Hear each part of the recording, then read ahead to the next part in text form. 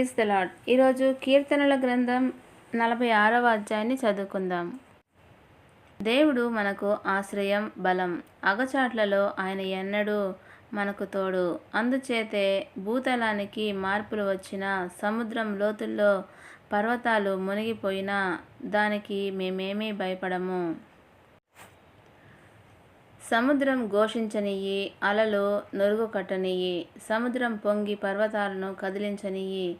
అది ఒక నది, దాని శాఖలు దేవుని నగరానికి సంతోషం కలిగిస్తాయి.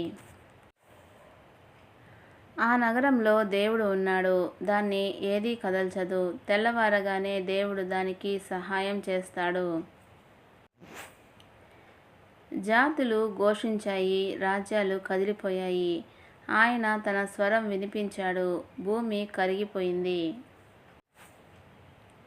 సేనల ప్రభువు యెహోవా మనతో ఉన్నాడు. యాకోబు యొక్క దేవుడు మనకు కోటగా ఉన్నాడు. యెహోవా చేసేదేమిటో వచ్చి చూడు.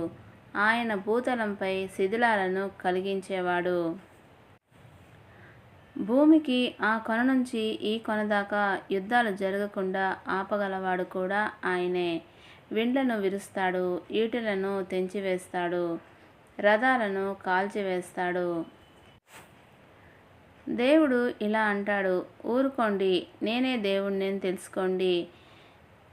జనాలలో నాకు ఉన్నత స్థానం ఉంటుంది, భూలోకంలో నాదే ఉన్నత స్థానం. సేనల ప్రభువు యెహోవా మనతో ఉన్నాడు.